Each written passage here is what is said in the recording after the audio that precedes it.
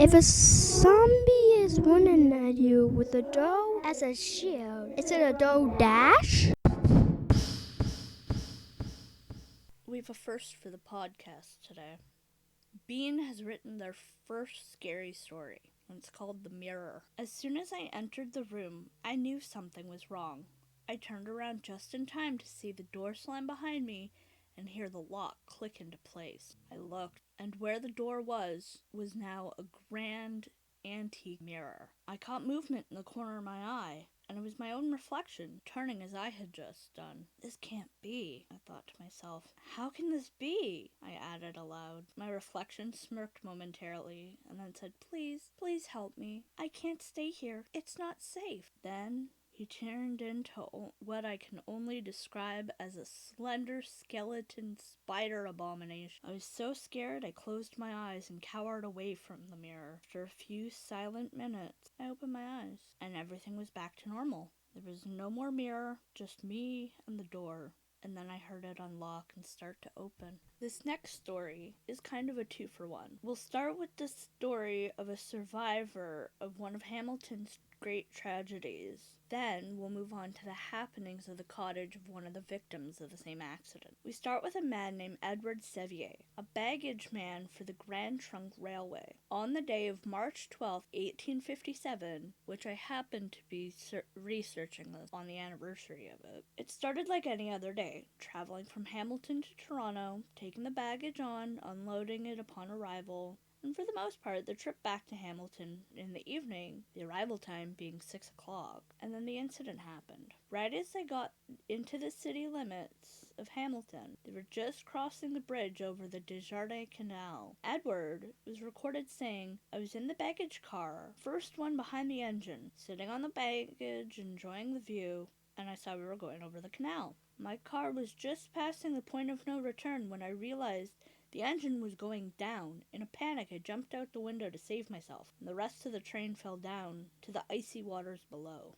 More than 100 lives were taken that day, and no one knows exactly what happened to cause the accident. If it was human error, mechanical failure, or if it was foretold by Mothman, like the Silver Bridge. Now, I told you over 100 people died. One of them was a woman named Mrs. Henderson. Although I couldn't find a Mrs. Henderson on the passenger list, there was a Mr. Henderson, and everywhere I saw they were both related to a Mr. Bridges. Just a weird thing. Anyways, she owned a little cottage on the Hamilton Mountain. As they did back in the days before Canada was made Canada, they brought her body home to be laid out. The doctors confirmed there was no pulse. For the days that she laid there, she never got cold as a corpse should. Ended up putting her into the ground warm. Rumor has it, she haunted the cottage in what is now Ancaster. I wonder if we looked if we'd find scratch marks in the lid of the coffin. Next up is a story by our very own Bean and ChatGPT. Okay, so it's like this. As a kid, I was always afraid of bears and other creatures in the forest. I had a nightmare one night about this giant claw that pulled me into the forest. But now, I'm starting to think it wasn't a dream. In the quaint embrace of a town cradled by towering pines and whispers of old, I grew up with an inherent fear of the forest. It sprawled like a living, breathing entity at our doorstep. My childhood was punctuated by tales of creatures that lurked within its heart, their eyes gleaming in the thicket, watching. But of all the phantoms my imagination conjured, it was the unknown that gripped me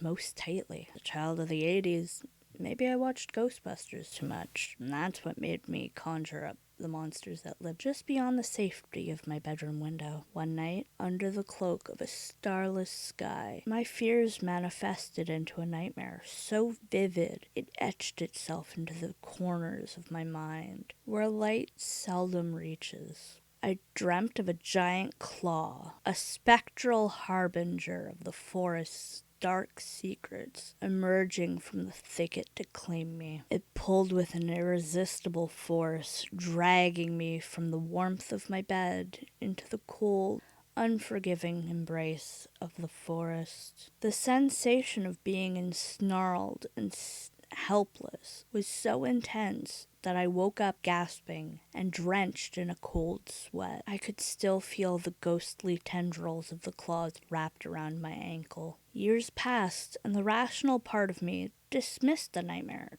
as a child's overactive imagination, fueled by stories and warnings about the forest. Yet, the part of me that still hesitated at the forest's edge couldn't shake the feeling that there was more to that dream. It was a whisper in my mind that grew louder and louder with each passing year. A suspicion that perhaps I wasn't just dreaming, that maybe, just maybe, the forest truly had called to me that night. Now, standing at the threshold of adulthood, I found myself drawn back to my childhood home. The town was much the same, with its small town charm and slow pace of life, but the forest seemed different. It was as if it had grown denser, its shadows deeper, its air that flowed carried a weight, a silent beckoning. I arrived under the pretense of visiting my grandma Edna, family matriarch, whose home overlooked the very forest that haunted my dreams. She greeted me with the warmth and affection that had always been her signature. Yet her eyes held a flicker of something, a recognition of unspoken questions that hung between us. "Alex, my dear," she began, her voice a gentle melody that seemed to harmonize with the rustling leaves outside. "I see the forest still scares you." It was an acknowledgement of a truth I had tried to ignore, that my connection to the forest was not just a figment of my childhood fears, but was something deeper, perhaps predestined. I had a nightmare as a kid, I confessed, my gaze drifting to the window, to the expanse of green that stretched beyond, about a claw pulling me into the forest? I thought it was all just a dream, but now Grandma Edna's gaze followed mine, her eyes reflecting the myriad of greens and shadows that danced beyond the glass. "There are old stories," she said after a moment, her voice dropping to a whisper, as if the walls themselves might be listening. "There are stories of forest guardians. They say there are creatures that protect the ancient secrets of the forest, calling to those who bear a special bond to the land." My heart quickened at her words, a surge of excitement and fear mingling within me. The idea of guardians and ancient secrets sounded like something out of a fairy tale, yet the sincerity in Grandma Edna's voice lent it a weight of reality.